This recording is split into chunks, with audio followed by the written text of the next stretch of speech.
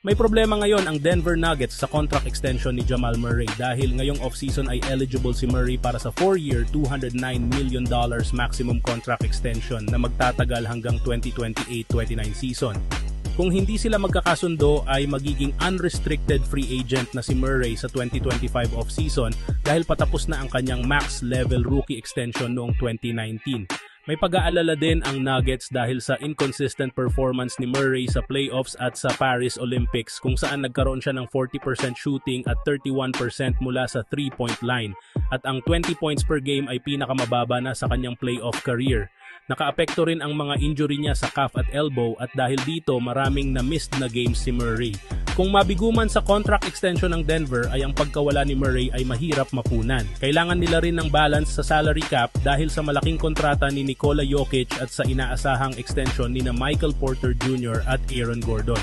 Isang malaking desisyon ito para sa Nuggets kung magbibigay ba ng malaking extension kay Murray o hahanap ng iba pang solusyon.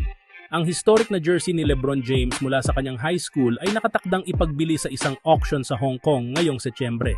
Ang jersey na tinaguriang The Chosen One na isinusuot ni LeBron James noong 2002 sa St. Vincent St. Mary High School ay inaasahang aabutin ng $1 million to $2 million ang presyo.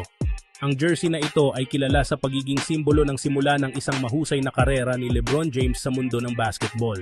Sa kanyang panahon sa high school, mabilis na umangat ang reputasyon ni James bilang isang prodigy sa larangan ng basketball na nagbigay daan para sa kanyang matagumpay na pagpasok sa NBA. Ang jersey na ito ay hindi lamang isang piraso ng kasaysayan kundi isang simbolo ng kanyang unang mga hakbang patungo sa pagiging isa sa mga pinakadakilang manlalaro sa kasaysayan ng basketball. Kung maabot man ng jersey ang inaasahang halaga, ito ay magiging pinakamahal na high school jersey na naibenta sa merkado. Ang halaga nito ay nagpapakita ng mahalagang papel na ginampanan ng jersey sa paghubog sa karera ni James at sa kasaysayan ng basketball.